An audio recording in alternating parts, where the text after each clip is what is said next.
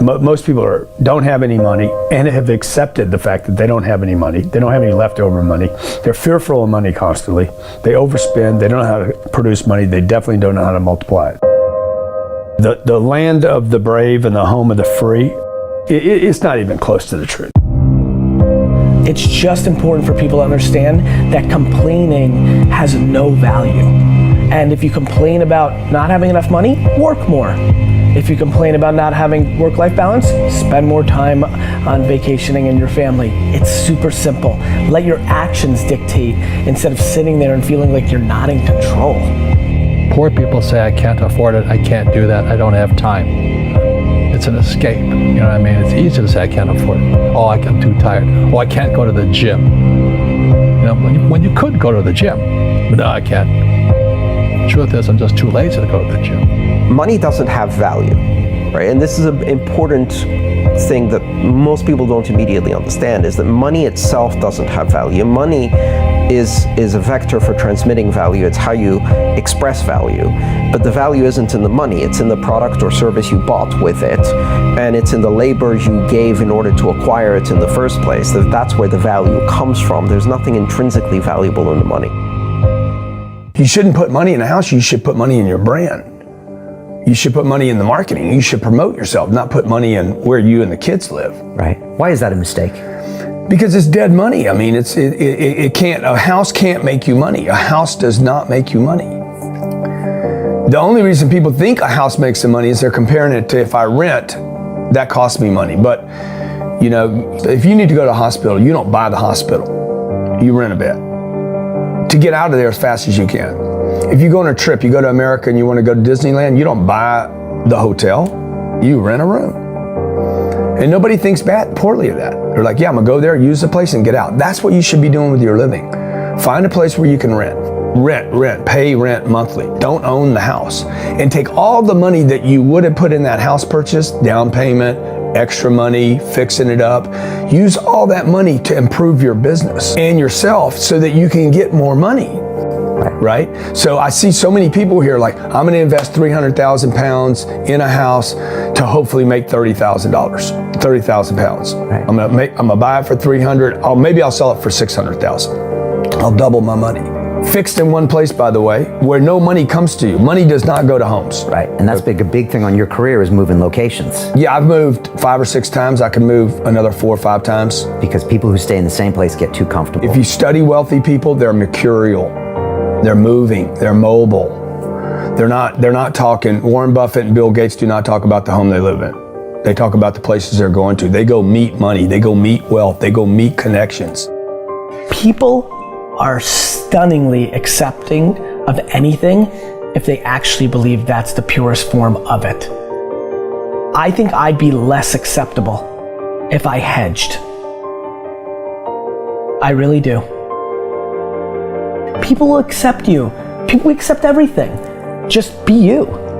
Be you, and clearly people like react. When you're trying to fake something and you've got bad intent, well then that's visceral and we hate.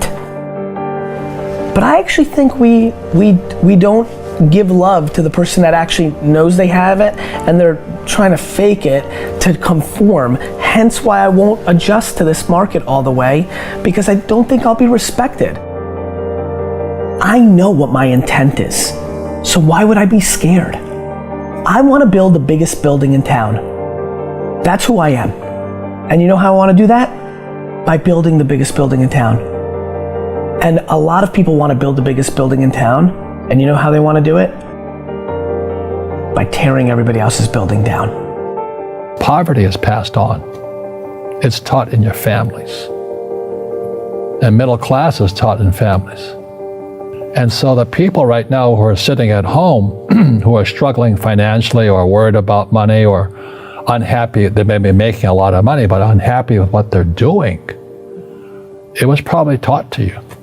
You know, your superego was taught, get a job, work hard, or you'll never be rich, or the rich are evil, or whatever. And until you change your mindset, Correct. Money won't help you, right? Correct. And we see that with people that win the lottery, people that make more money, they still have the same problem. Right. Because they have that poor man's soul. Right. If you're poor, you'll always be poor. That's really hard for people to understand. Yeah, the money will disappear that fast. Just like most pro athletes, they make millions of dollars, and but 65% are bankrupt 5 years later. It's because they come from poor families. Now you tell them that, they get very angry at you. It's the rich fault. It's you guys ripped me off and government ripped me off. But unfortunately, what Mr. Lipton was saying, it's passed down genetically. That's the frightening thing. And it's interesting when you commit to something, little gifts just start automatically showing up. It's a phenomenal thing.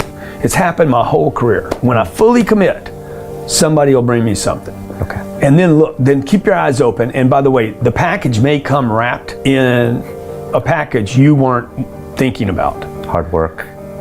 Or like a voice, or like a person, or maybe from a different direction than you thought, or an offering where you're like, you read something about this and that's not the thing. Like all throughout my career, it's come in weird kind of ways. If you ask for help and somebody shows up at the door, maybe invite them in. Okay. Regardless of what the packaging is or what you've heard about it or whatever. That's really been beneficial to me. Okay. How old are you? 44. I'm 40. Do you know how young we feel?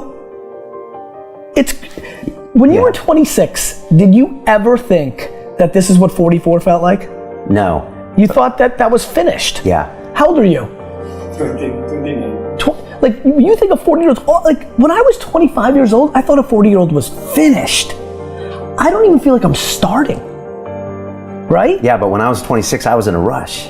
I understand. And all of those guys and girls on the streets last night, when you say that to them, like their face kind of goes blank, because all the stuff they watch, MTV, music videos, it's all about the bling now, and the this now, and the this now. And MTV's tamed. You start following people on Instagram, and it's a disaster. They're all pushing it's all about champagne and private planes, and you can get it too, and just sign up for my course, and everybody's falling for it. So I'm coming out, and first of all, I want to be historically correct.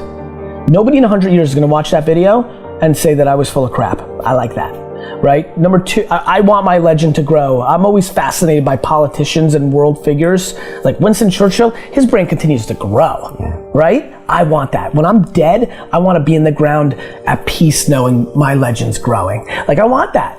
I want that in the business world. And so I'm giving real advice, and real advice looks like this. When you're 19 and you can spend 7 full years learning your craft, meeting people that are mentors, being patient, and you wake up and you're 26 years old, you have your entire life in front of you, and you've done great foundational work to go on and then be successful.